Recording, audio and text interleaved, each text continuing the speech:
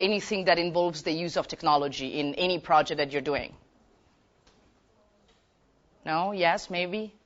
I need one answer, at least. You do? Do you? Yeah, social media monitoring. Yes, it's ICT, definitely. How about you? Beginners. Okay, that's good. How about you guys? No? No? Anyone? Do you have a blog? Do you use social media? Do you do mobile application? Anything like that? Do you work in an organization that have a website? You do? Well, that's already an ICT project. That's good.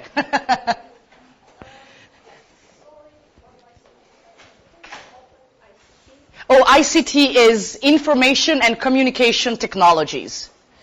So everything that it's related to using technology for communicate and providing information. We're talking actually about... Can we say social media? Yes, that's what I mean. I mean social media, I mean mobile application, mobile technology, SMS, I mean mapping softwares, I mean innovative ICT approaches, and I will talk later about what that is, or websites. That's all I mean when I'm talking about ICT's project, right? So, one thing that it's the base of any ICT project is, and I've said this in my presentation before, it's interactions. Whatever you using social media, or you have a blog, or you set up a website, or you're using whatever type of softwares, what you are trying to do, or what it's underlying your project, is the creation of interactions in between people.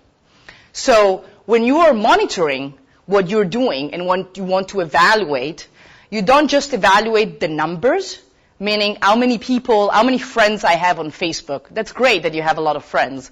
But if there is no interaction, then your Facebook page is not doing the work that it's supposed to do.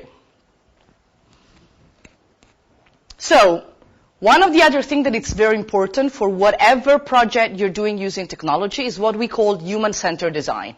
What does that mean? It means that when, for example, you want to design a website, the first thing that you have to think about is who are the people that you want to go to your website. And you basically mentally put them at the center of how you are designing your project. Will these people be interested in what you're talking about? What is their demographic? How old are they, more or less? What do you think these people will do? You never build something for everybody, because not everybody is interested in everything. So you have, before you even start designing your project, you have to think about who is the group that it's in the middle of my project. And then you start designing your project around it. That will also help you in understanding at the end of your project if you have achieved your goal or not. Because again, you can say, I have 10,000 people that click on my website. This is great, but are those the people that I want to click on my website or not? That's two very different things. So this is more or less the process as it is defined for human-centered design. The first thing that you do is that you observe these people. Let's say, for example, that I'm a media development organization and I have a website, right? Internews.org is a website for my organization, right? My target is everybody that is working with media, both on the local media and international media, but also organizations that support media or work with media. So the first thing that I do is that I observe what these people do, what they're interested in, what are they talking about. And then I start looking at what are their stories. And the reason why I look at what are their stories is because I want to understand what their needs are, why they're interested in media development, why they do what they do. Because this will give me hints about what they will be interested in. And then I keep going and I start identifying themes. If someone is interested in media development, what are the main things they're interested in when they look at media development? Are they interested in the technical side of how media works? Are they interested in internet and internet policies? Are they interested in social media? Are they interested in what exactly? And I identify my main themes. And here, this part here is the abstract. I still haven't started putting down anything. I haven't built my code. I haven't created my website. I'm still studying what is happening. And then I look at opportunities. What does that mean? Especially if you're building a website, why would people go to your website? What is that you offer that nobody else offers? You have to identify what's your niche, what's your comparative advantage. There are millions of websites out there. You have to identify why people will use your website or your mobile application instead of using the other 10,000 that are out there. And then you start thinking about the solutions. So if my opportunity is that people in media development, for example, are interested in supporting local media in Armenia, what is the solution that I can give to them? And again, here is where I actually start producing my solution. Before that, I haven't done anything yet. Now I'm thinking about what is that my solution offers that no other solution out there offers. This is especially valid if you are creating website or mobile applications. Because again, there's tons of those out there. You need to identify what you can give to people that they don't have already, that they cannot get from someone else, or they cannot get for free or cheaper from someone else, or they cannot create by themselves. And then you start do something that very few people do nowadays in technology, which is that you prototype. You never build a solution before prototyping it.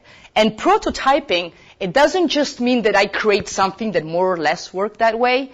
It also means that I give it to people around me and ask them to give me feedback before I reach to the point where I actually create my final solution.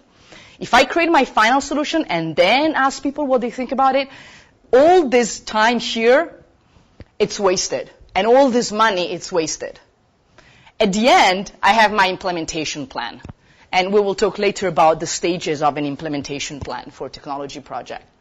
So one thing that it's actually very useful, and if there are people here that work with web development, in general, there are developers, it's a methodology that is called agile development.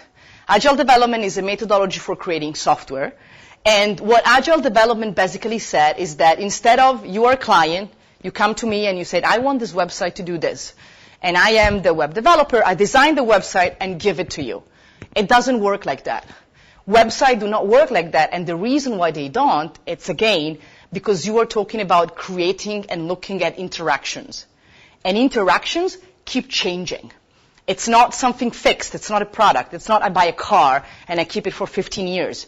It doesn't work like that. In the world of the internet, every day it's different. Every day something changes.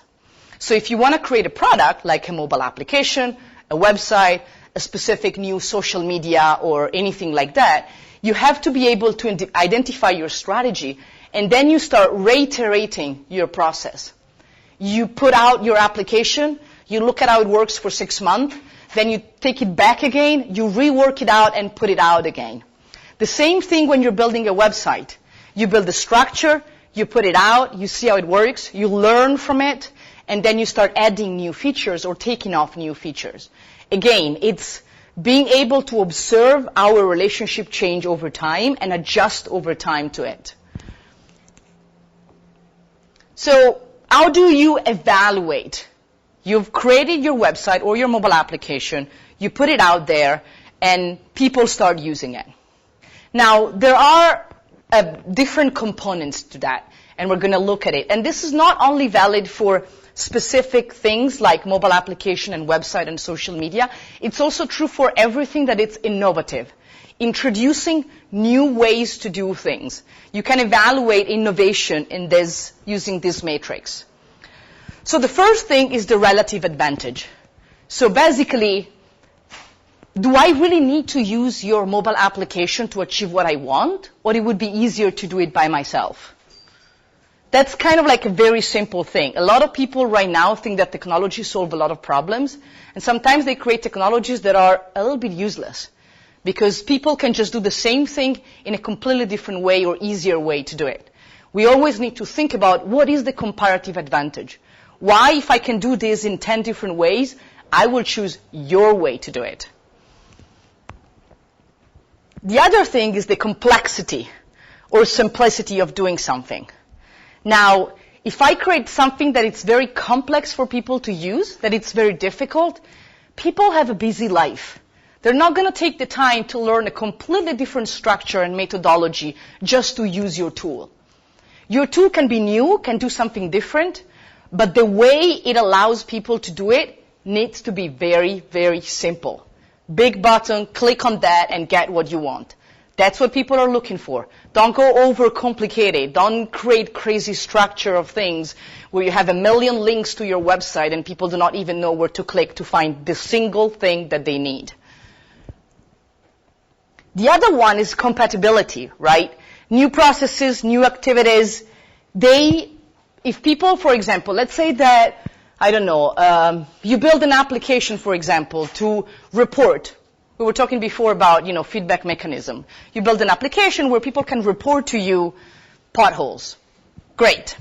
Now, the people that need to use this information is the municipality, right? Now, if you build your application and for someone working in the municipality to get the information, they actually need to change entirely the structure they've been dealing with and create a new structure, that's going to be very difficult for them to do. Even if the information you provide are very useful, they're not going to use it. So the first thing that you need to think about is, how are people doing what they do right now without my solution? You look at how they're doing it, you map it out, and then whatever solution you build needs to be built on the top of it, right? If your audience use Facebook a lot and you want to build a website, you don't build the website and then put it completely separate from your Facebook page. You use Facebook to attract your people to go to your website. Because people already go on Facebook. They don't want to go somewhere else. They go on Facebook. So you post the content from your website to your Facebook page. That leaves the structure of the way they do things the same way. The other thing is what we call trialability, which means how are people willing to try a new thing? And that really depends on what your target is. If you, are building a website for grandmothers to find receipts for cakes, right? Recipes for cakes. Now, are, grandmothers going to try to use that system? Do they like it? It's something that is compatible with the way they already work? Are they going to be willing to try it out? Probably less.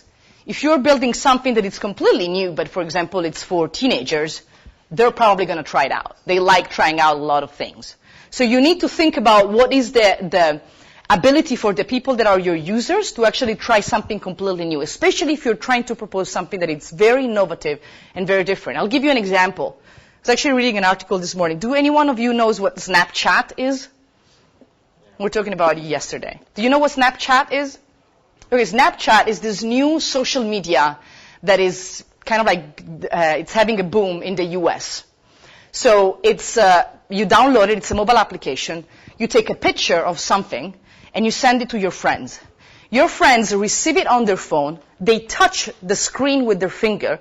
They see the picture for 3 seconds. And then the picture disappears. When I saw it the first time, I was like, what the hell is this? Why? What am I supposed to use it for? Clearly, To get clicks? no, you don't count the clicks. It's just sharing moments, 3 seconds of your life with your friends. And then the picture Disappears. Nobody can see it anymore. Well, there's other things, but nobody can see it anymore, right? So, I have no freaking idea how I could ever use it. I actually asked a lot of my friends to have a look at it. It was like, maybe you like it. Maybe you know what it is. And everybody, I'm talking about my age, around 30 years old, everybody was like, what the hell is this? No, I'm not going to waste my time on it. Well, 13, 14, 15 years old kids in the US are getting crazy about it. But like crazy. Everybody has it. They constantly use it. They exchange all sorts of crazy pictures with that. Now, clearly, their way to adopt new things, it's very different from my way to adopt new things. Now, the people that created Snapchat clearly have identified something that it's targeting that specific branch of the population. It's not targeting me because I'm never going to use that. That's the same thing, whatever you create, what's your target? And to understand what's your target, you need to talk to your target. You can't just think about, oh, I think that would be super cool because I would be interested in it. Yeah, but you're not your target. Your target is someone else. You need to understand what this someone else is looking for. And now observability. Observability is basically, can you look at whatever you have produced and make an evaluation of it? Can you look at your website and say, do you have statistics and data and things that you can look at to say, oh, people are looking at it. I know an outrageous amount of people that have websites and they don't know how many people use their website. They don't count it. They're like, oh, but the website is out there. I was like, yeah, I know, but do you know if you have 1 viewer a day or 1,000 viewer a day? Oh, no, but I have a website. Well, that's great that you have a website. That's awesome. But you really need people to know. So collecting data about what you do, it's extremely important. I don't care if people come to you and say, oh, I'm looking at your website and it's so cool. That's great. But that's anecdotal evidence. What you need is hard data, numbers, things that tell you how many people are going to your website, how much time they spend on your website, where are they from, what are they looking on in your website, what are the pages that they look at. This data, it's extremely useful for you to understand how good you are in doing your work. So what kind of strategy? So we're talking about 3 very basic things. What's your goal? What's your target? What's the solution? Now, the goal, it's extremely important. So when you're building a mobile application, or you're building a website, or you are creating your blog, who do you want to go to that specific solution and look at it? Everybody? People that share your interest? Do you want people that don't know anything about it to go there to learn? If you want people, for example, that don't know anything about it to go there and learn something about it, why they would go there in the first place if they don't care? For example, all the websites or applications that are built for raising awareness, it's great, but people go to your website if they already know that it's there, and they already need to have a little bit of interest in going to your website. So how do you do that? How do you drive traffic to whatever you're building? So you need to create that small little step that will push me, that I don't care anything about media development, to click on internews.org and wanting to know more about what Internews does. And you do it by, again, identifying, okay, I want people that don't know anything about media development to go to my website. Now, who are those people? Where are they? Where do they stay in the social media or in the internet space? Where do they go? And then you target that specific place. But it needs to be something specific. You never start something by saying, my target is everybody in the world. Not really realistic. You identify small, either communities or actors. For example, I'll give you a very good example. An organization that I know very well, it's called the mHealth Alliance, right? They do mHealth projects. And so at a certain point in Malawi, they realized that there was a big problem for maternal health. And the reason why was that women didn't really know that they could go to a clinic and didn't really want to go to clinics. And so they were having kids at home and the kids were dying or the mother was dying. Now, it was very difficult to reach those mothers because they don't have phone, they don't have internet, they live in the little village. And so someone set up a project saying, let's send text messages or go around in the villages and tell mothers to go to the clinic. Now, they did it and nothing happened. And the reason why nothing happened was that those mothers were seeing people coming to their village and say, hey, you really should go to the hospital if you want your baby to be better. And they were like, yeah, who are you? Go away. I've been having kids at home for all my life. Why should I listen to you? So what they did is that instead of targeting all the mothers, they started targeting the chief of the village. Because the chief of the village is the one that everybody listened to. If the chief of the village says, all mothers go to the clinic, all mothers will go to the clinic. So they didn't target everybody. They choose the most influential person in that community and targeted that person. That's the same thing when you're developing a social media strategy, a mobile application, or a website. You can decide to target a community, great, but otherwise you can also choose to target the influential people in certain communities that can be the people that spread your message and that drive traffic to whatever you're trying to say. The other thing is the target. So what is that you want to achieve, right? Like, do you want to change the way people think? Do you want to change the law? Do you want to, I don't know, make a lot of money? What is that you want to do? Those are very different things, right? You need to decide in advance what is that you want to do with your website. Do you just want to share how great your organization is and let everybody know that you exist? Most of the time, no. Most of the time, you want to raise awareness and you want to get money. Now, if you want to do these things, you need to have a business plan, and you need to make very clear how you're going to reach that target. Just vomiting information out, it's not a strategy. You need to understand what is that you want to achieve with that and understand what's the best way to do it. And the other thing is how you design your solution. Again, your solution is directly related to what your target is and what the goal is. So you have to think about not the solution that you think is the best, but a solution that applies to what you want to do. Very simple. Now, practical examples. Let's say that you are designing a strategy using Facebook. How do you evaluate if your Facebook page is actually responding to certain needs, right? Well, the first thing is, if I go to your Facebook page, is there a purpose? I go there for what? And if I go there, do I understand what your purpose is? Or is it just a page that says, we're here, we exist as an organization. This is super cool. The other thing is, do you have content categories? Again, if I am going to your Facebook page, what is that I am looking for? Or what is that you want me to see in your Facebook page?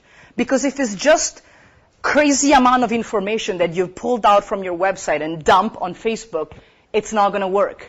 What are the key information that people going to your Facebook page will look for?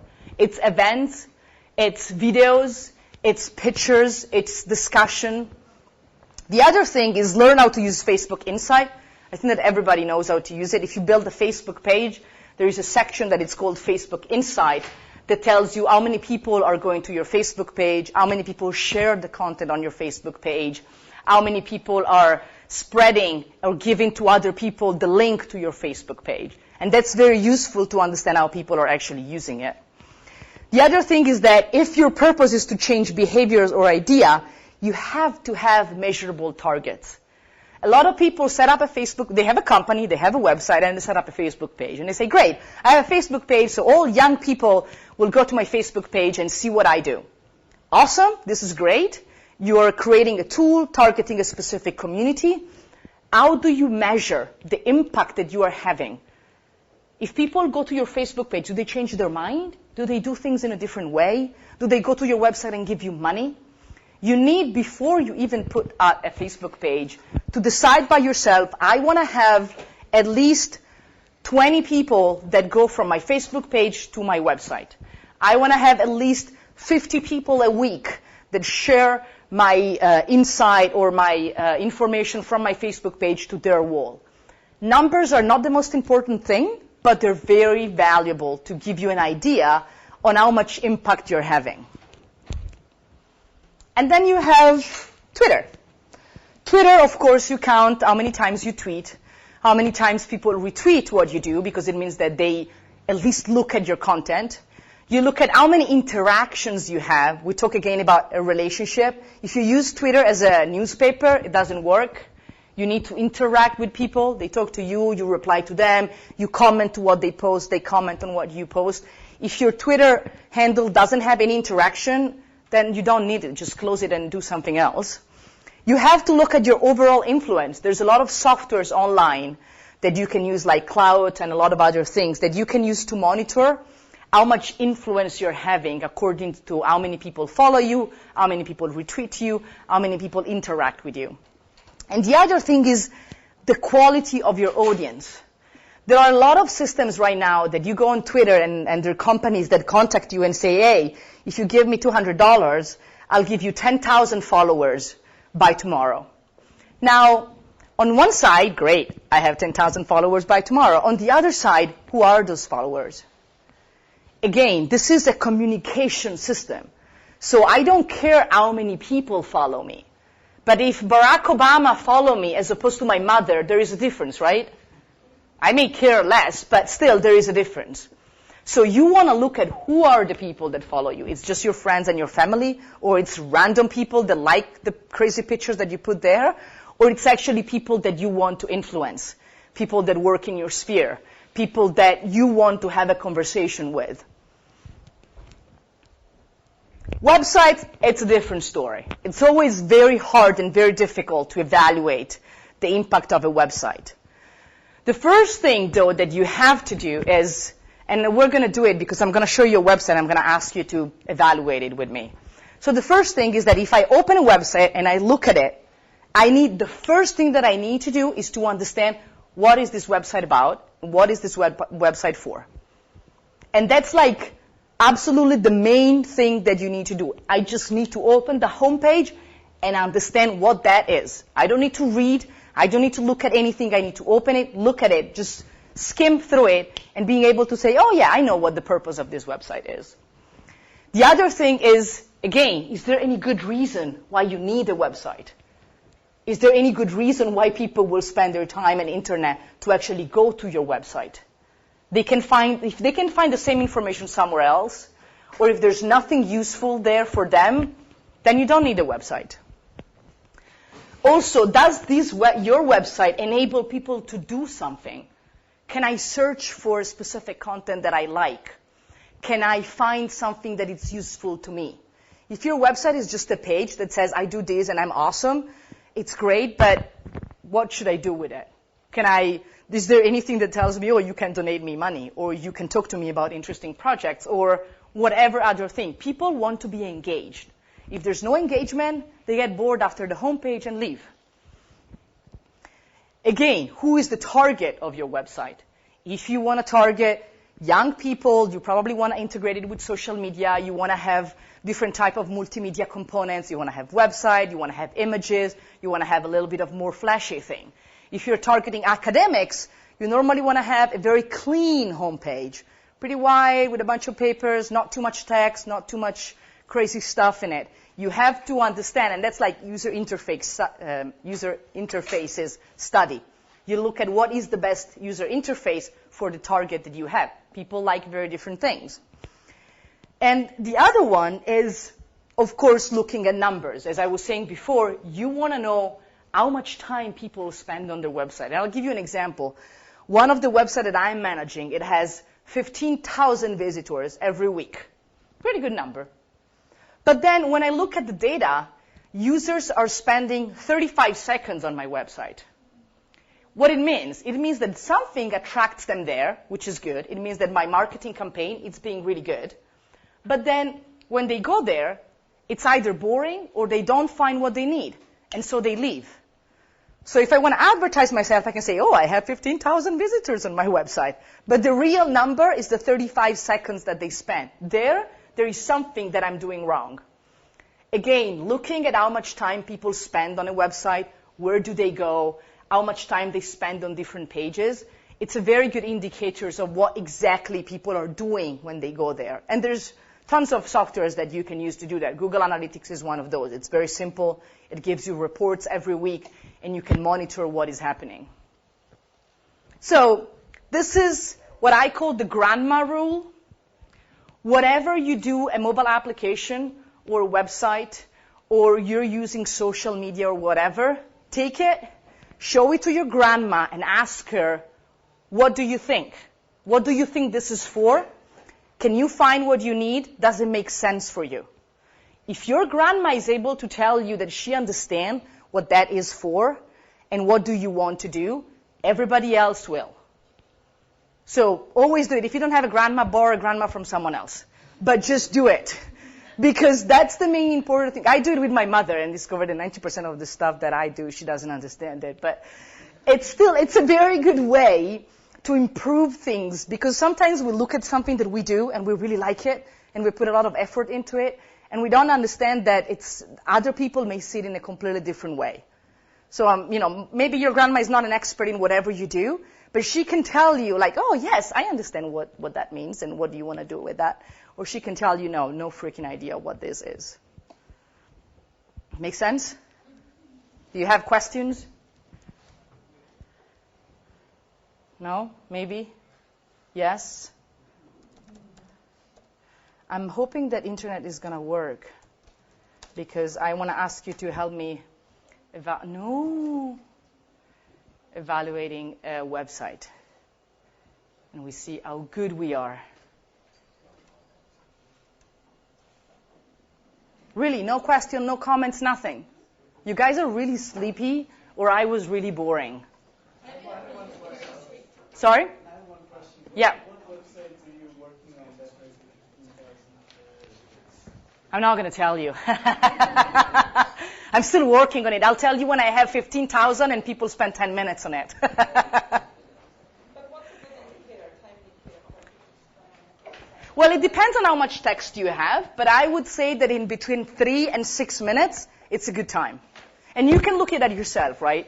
You can, when you go to a website, you can time out. Normally, people don't spend more than that, unless you have a lot of content that require people to spend a lot of time on the website reading it. But you don't want to have something like this.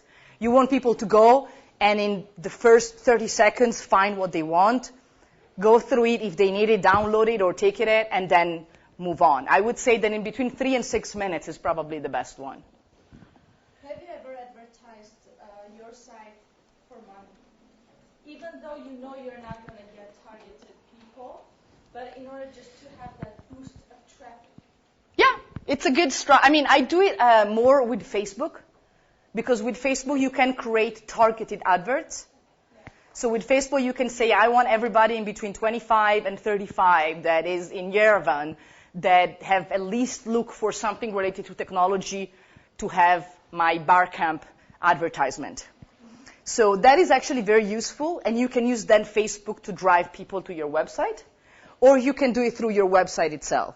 One of the best thing to do is Google Adverts, because then it means that every time someone is looking for something slightly similar or related to your website, they can find it immediately, and they see it there. Maybe they don't click on it, but Google, because people, at least in my area of the world, people use a lot Google searches, it's actually really good. And it gives you at least enough traffic at the beginning to monitor when people go with it without being a target, what they do with it. Because if people find it because it's on Google, go there and then disappear, still there is something not catching your website. Especially at the beginning, it helps you a lot in understanding what people understand when they go to your website. But from what I understand, Facebook has a very low conversion rate. What do you mean? 1-2%. I mean, if I put, let's say, if I would put a link, like really good information, I have my value and all of that, and then I place a link, usually 1 or 2% will click that link. So the conversion that I get, let's say from Facebook, is Yeah. Twitter is worse. Oh, yeah, Twitter is much worse than that.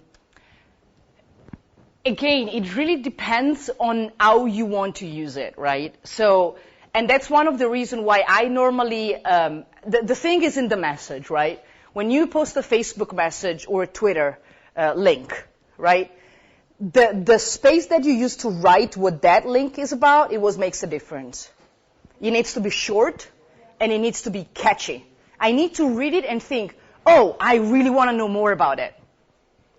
And then I will click on the link. Otherwise, I'll read it and I say, oh, I like it, or share it. But then it doesn't drive traffic. So the secret there, if you want, is in the actual message that you're writing. Most of the time, what works very well is asking questions instead of writing comments. Instead of writing a very interesting article about Barcamp, you can just write something that is like, hey, do Barcamp methodologies actually really work? No, thanks. And one more Google doesn't work? You need to ask David. Yeah, exactly. Call the Google guy. Yeah, about Facebook. What about live dating? When people go to a page, they want to see your page, and then you have that thing that says click like, Yeah. and then you can read the content. Is this a good thing, for example, to get a lot of likes? I personally don't like that type of page. You personally don't like the like. Yes. Yeah, but again, it doesn't matter. Well, the thing is that, again, what do you do with the likes? Because to be honest, I don't care how many people like my content. I want people to read my content. For example, right now I do an SEO for a project, and they want more links, more likes. So I say to them, let's use like gating. And like, I mean, it's if they want more likes, they'll get more likes. I don't know. But the problem, what you should tell them is that what are you going to do with the likes? Like, what is your, again, the big question is, what is your goal? Do you want just to show to people that you have a great Facebook page that everybody likes? Or do you want actually people to read your content and do something about it? Because that's the other thing, is like what people call kind of like slacktivism, right? Everybody likes or reposts thing about Kony 2012. Have you heard about Kony 2012 campaign? Everybody watched the freaking video. Everybody liked it. Everybody shared. Everybody talked about it. Nothing happened. That they had one specific goal that they had was a public demonstration on the 4th of April everywhere in the world. It never happened. That campaign was one of the biggest failure ever done. They got more than 10 million people watching their video, and I think that they got more than 25 million likes in Facebook. Nothing happened. So again, you can have a lot of likes, but your main target was not reached. So whatever your campaign was, it was a failure according to your target. I think just whenever you like some page, anything on that page appears in your newsfeed. So that's sort of way to Yeah.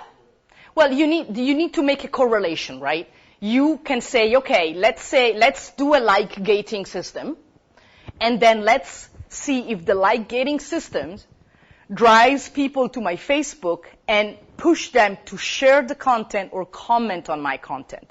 That's a very good way to make a correlation in between the two. If you get 20,000 likes, but no sharing, no interaction, and no insight, then your like is useless. If you do the like gating and then you realize that while doing it, people actually do read your content, do repost your comment, do share your content in their pages, then it's working. Yeah. I wanted to show you something, but I don't think we're going to be able to do it. Just did 30. You just did? 30. Okay. Yeah, no, it's fine. Any other question? Comment, impression? What do you guys think? You were talking about specifically this. I was asking about, does that like grow effect on the project attraction? So, for example, I see the page that get about 100 likes. It might be interesting, but it's not managed. There is a lot of raw information that most of people don't care about. But after that, I saw a page with 10,000 likes, and automatically I hit like. I start to read the information, and after 30 minutes, I understand that this page is useless for me. Does that quantity or rating affect on the insight that you get, the numbers, you mean? Yes. No, yes. It doesn't. Unfortunately, it doesn't. So if people, well, what you need to correlate with that is if people go back. So you need to count the going back. That's the same thing, for example, for websites, right? If people, when you do, for example, Google Analytics for a website, Google Analytics is able to tell you if you have old users or new users, old users coming back or new users. That's what makes you understand if they liked it because they found something useful, or they liked it and then they left and never came back. So again, all of this information and numbers about how people are using online systems needs to be correlated with each other. You cannot just look at one specific number and say 10,000 people go to my site, that's great. Or 10,000 people like my Facebook page. You always have to correlate it. After 1 month. Yeah. How many left? Yeah, how many people are not coming back? Okay. Yeah. Yes, I wanted to use this. Yes.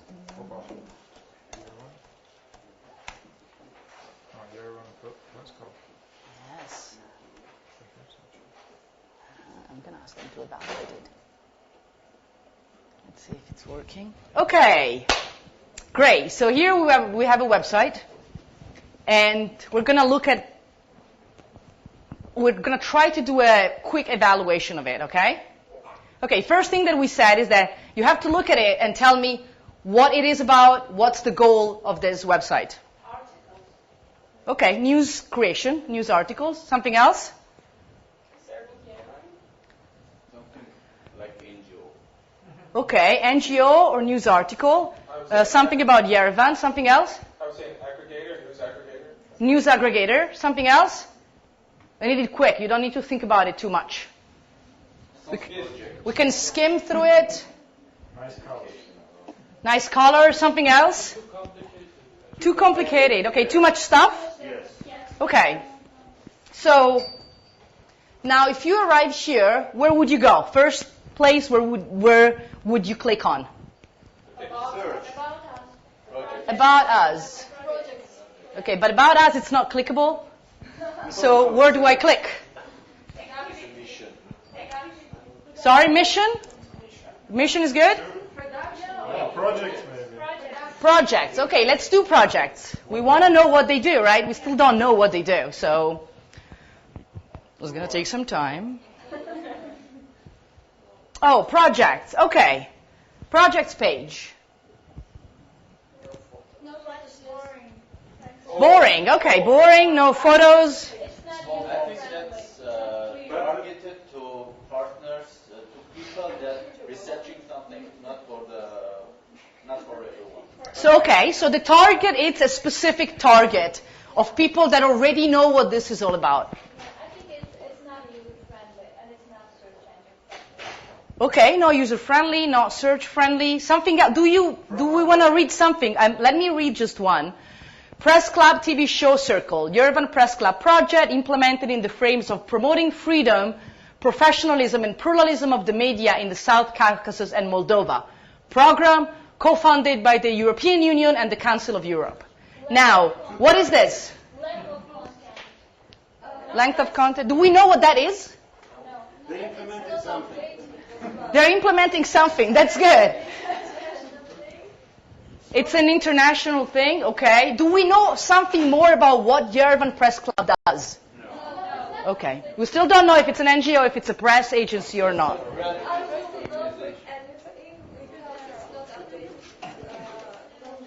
Oh, it's not updated. That's 2012. It's pretty old. Yeah. So if I want to know more about this project, what do I do? That's the thing, right? There's no link. If I want to know what this project is, there's no way I can know what that project is about. So now you're here, it's useless, where do you go? Close. You go. Okay, that's good. Let's say that you're forced to stay there. Where do you go? Events. We're already spent 3 minutes. No, events, not studies. Events? No, I won't study. No, events. No, go for events. I clicked, Okay. but it's very fast. Okay, now we'll wait for our events to come out. So you have already left, basically, but let's give it a try again. Events, okay. So, stop a second. Stop. Okay. The current situation and perspective of state regulation and self-regulation of Armenian media. There's a link here, which is really good. But apart from that, overall impression? Too much information. Well, one by the time. Too much information, too much text. It will be better to have a short and a very useful article. Okay, short. Photos. What else? Informative article. More links? There are too many colors. There are blue and there are other colors, so it's Okay. I can tell you the problem. The copywriter studied under communists. It may be. It may be. Okay, go down. Now, how about this part here? Anything that looks interesting? It should be removed, I think. Should be removed entirely. Okay. It should be placed only in one place. Stop a second. Don't click. What is this? Do we know what this is? It's partners. It actually said Eastern Partnership Newsletter. It doesn't say partners. It says Eastern Partnership Newsletter. Sorry? Advertising? Okay. I have no idea what this is. Do you know what those symbols are? No. Okay, good. What is this? We don't know. If it's a sponsor, if it's a partner, or whatever that is. Now, is there anything that attracts you? That you would say, I want to click on this? Okay. Now, But it might be not our audience. It might be targeted to someone that interested in this field. He knows this. What does mean these icons? okay. Oh, it's his partner. It's good. Okay. That's good. That's fair. What is this? I don't know. Okay, good. Maybe we'll click. Is this clickable? This media fair play? Okay, let's click there and see where we go. Well, what is the media fair play? I have no idea. Do you know what the media fair play is? Let's analyze them. But actually, go back to the other one. Okay, I have no idea what that is, but you do. What does it says? Worse. Even worse? Okay, that's good. We go from worse to better. As a person who worked on some educational organizations, I can say that this is surely targeted to the professionals, to the media, to the experts. But they are also users. Okay. No, Even if it's not targeted for some special people, doesn't I mean, I work in media development, right? This thing, it's about media. And it was in English, but I still didn't understand yet. So go back to that one.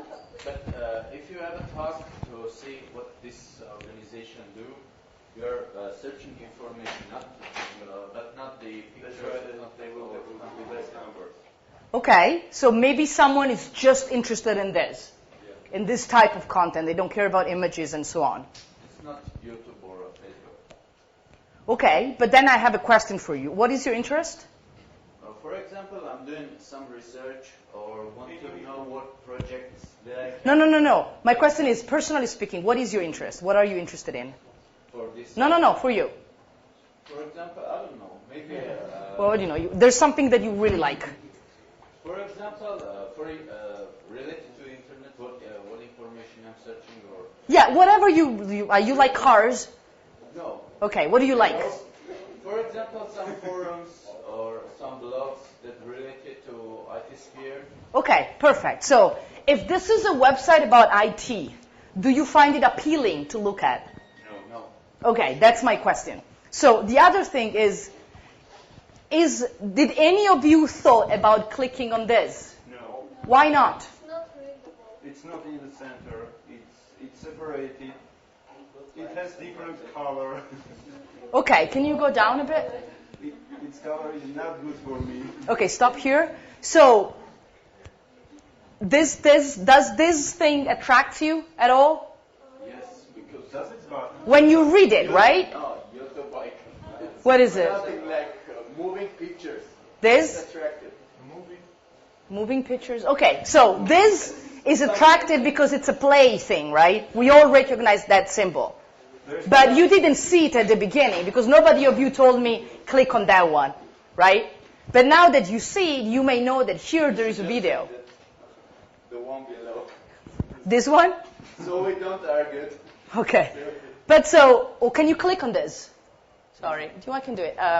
The playing thing. Video blog.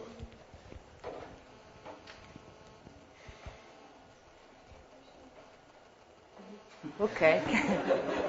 What do you think about this? Let's go back. Okay, but now there's text, but can you scroll down? There's videos, which is good. It may be able to tell us what this is about. Is it a bit better? Nah, maybe? Because we can get information Sorry? Someone else was saying something? It's like how long the video is. 7 minutes 53. Too long? Okay, how long should it be? 3 minutes. If it is a first page, I think it should be previewed. Oh, okay. If you have, if you have a huge,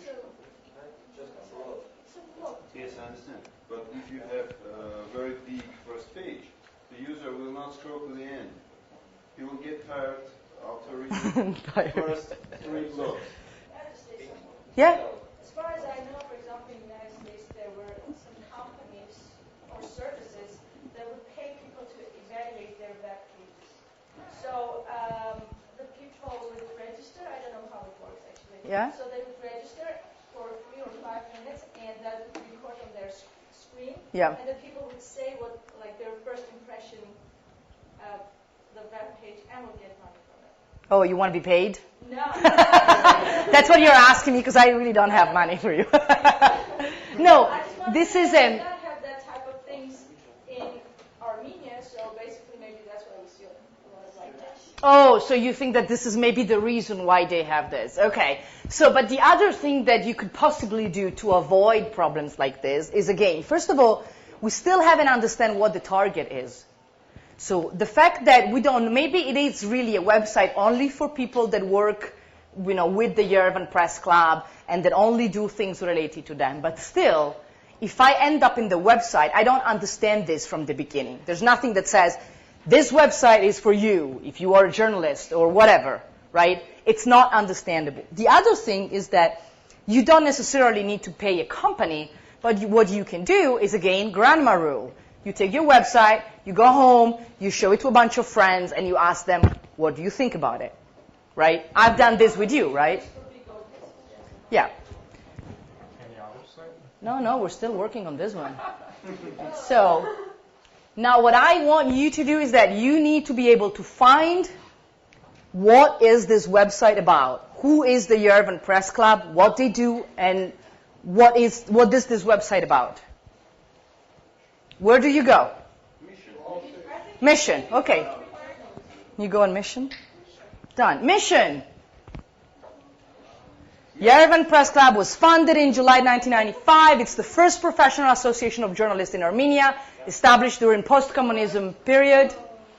It's a non-profit, non-governmental organization that unites journalists, publishers, media, leaders, experts, blah, blah, blah, supports and development of independent and professional media. So, they don't create news, as we said at the beginning. They are a non-profit organization that aggregates everything. Now, to go this, we have done it after 20 minutes of going around the website, which is not good. You could do it at the beginning, but the best thing will be to have this in the homepage really big. Was it in the homepage? No. Actually, you're wrong. It was in the homepage. And now I'll show it to you. Was it that? Okay.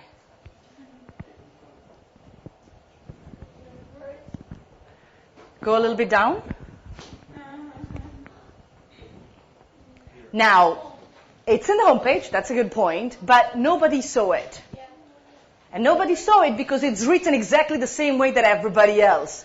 There's tons of things. There's colors, icons, things all together. This is tiny under the big image. Nobody thought about reading what's in there because it's not the first thing that pops up, right? And so that's actually something very important. People look at a homepage and something needs to catch their eyes. What caught your eye was either the image or the icons or the massive toolbar with a million choices.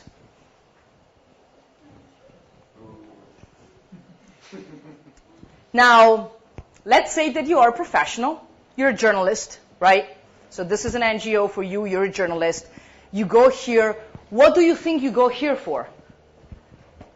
It's an NGO. You're already part of it because you're a journalist. What do you go to the website for? For events or Okay, but we saw already events, and there was no links or no physical date. There was a year. In 2012, we've done this. Great. It was project? Okay, go to events. Again.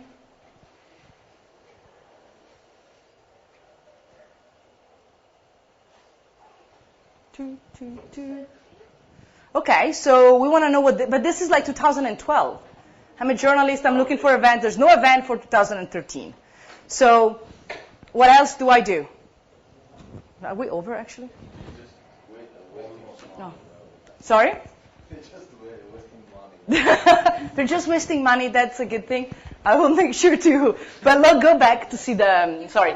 Let me show me the toolbar. Writing that it is a really bad site and you need to create a better site. Okay, well that's good. But still, let's try it hard, right? Like they probably spend a lot of money in this. We want to help them out. Let's try harder. You're a journalist. You go here. There's nothing in events. Nothing is ever going to happen in 2013. Where do you go? Search. If I'm looking for something, Okay, search. I'm trying to find it by keywords. Okay, so what are you interested in? Give me whatever topic or things. A meeting. Sorry? A meeting. A meeting? For the, okay. Can you type meeting? It's good to have someone that types for you. I hire you. You're very expensive. Meeting. I don't think there's any meeting. Oh, yes. Look, meeting. December. So I guess it's last year. September, last year. October, last year. There's no meeting 2013, sorry. They're still wasting money. They're still wasting money. We agree on that. Now, let's do something. I at least want to know who is part of this organization, right? Let's go to who is who here and see who's there so we can send them an email and say, your website is not really good. Who is who? Who is who? Colleagues. Yeah, but I want to see who are the other people, right, in there, because maybe I don't know everybody that is who here. Okay. Now go down, scroll down a bit. Oh, at least it's linked. Okay, it's linked, so don't be harsh on them. It's linked. That's really good. Let's say who is 1999. Arzumanian Armen. This one, Arzumanian. Stop it. Up. Down, that one. You know he's the guy. No, not at all. Let's see who is it. Okay. Interesting. Whoa, go down. Okay. He is not still press secretary of president. It's not interesting? No, he is not All the information. He's not a president anymore, so it's outdated. He is not press secretary of president. Just 2 months ago or a month ago. It's not. Okay, so it's not outdated. Okay, that's good. What's the other thing about this page? Does it give you an idea of who this person is? No, just delete. That's basically well, he's not there anymore. But it's copy and paste of his CV, right? Would it be maybe slightly more useful to have maybe a paragraph, like a bio, things, more than the list of his jobs? To say, who this person is, what he's involved into, and then maybe say, he was Or maybe, working with TV. Maybe a comprehensive interview from him. Or a comprehensive interview, video interview would be really good. Okay, any other suggestion? Page should be more like in Wikipedia. When you open Wikipedia, you at least get an idea. Yeah, the paragraph about who he is and then the CV. I don't mean personal life or employment, Yeah. but at least you get an idea of who he is, what he does. Or another photo. Yeah. I mean, I just look at these days and they tell me nothing. Okay. Or you can, No, it tells or they can but it tells nothing. Okay, that's good. Okay, go to legislation, right? I'm a journalist and there's a legislation tab, so I probably want to know what is the legislation that is there and what kind of things they, is there anything that it's related to me that I can learn more, right? I mean, you also should be interested in legislation because it's all about you, right? So let's see what legislation has for us. Or maybe the internet is refusing to open the website.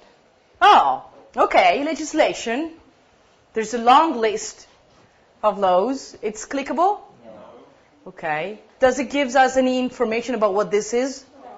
They give link. There's a link up there. Oh, that's good. Go to the link up there. No, this one? This one. Okay. Go to that one. Source of our level. Okay. I think they give the link and search patterns, So you can set your desired local beacon automation. Okay, does it make sense to have to click twice to get to this page? Right? It would make more sense either to embed it into their website. That is in Armenian, I think. Oh, Or it can also be in English if you want, I think. There's a flag there. Let me see if it's working. Wow. Maybe not. Maybe not. But okay, we don't need to know it. But still, this is an interesting thing, right? Redundancy, it's something that happens a lot when people do websites. You always need to be maximum 2 clicks away, but 2 clicks is already too much. If people go somewhere, I want to find this, it has to be in the first click. If it's not in the first click, there must be some very, very compelling reason to do it. And what about the links in order to share information from this site? I don't see in Yerevan. Or in the Yerevan Press Club, if you want to share, actually that's a very good thing. So if you want to share information with Facebook or Twitter, you can't do it because it's not out there. Okay, I think they're telling me that I'm done. So we have to close this. But that was just, to give you an idea of how you do actually an evaluation of a website. Don't do it yourself, but ask other people to do it for you. First of all, it's fun. You can enjoy it. And the second thing is that other people notice things that you don't notice. And sometimes it's very simple. Too much text, too much color, too many things together, and all this kind of stuff. Yes? One thing that still remained a mystery to me that I don't really understand. Why to put low and S6? Why to put all this stuff in one website? I mean, if you open this website, it seems that it's about press, it's about newsletters, and then I see low and S6, and I see some projects. I think like different stuff in one place, like mass literature. No, because press and law are interconnected. I mean, some information you can just put the link also. Yes, Not the because whole club low which text, but the involves link. the different So media organizations. Somehow correlated. Well, but it's also a point, right? Instead of putting everything together, for example, what you could do is different sections of the site or sub-sites. For example, the Innovation Center in Internews is a unit of Internews as an organization. We have a sub-site of Internews. And if people are interested in what we do, they go to a separate site that is related to my main site. That's also a possible solution for that. because some people usually bounce when they see too much information in one place. I mean, you can make it user-friendly. You can put a link for more information. Yeah. Okay, thank you very much. For kicking me out. Thank you, guys. I hope you enjoy it. Enjoy the rest of bar camp. And I'll see you tomorrow. If you want a card, I have it.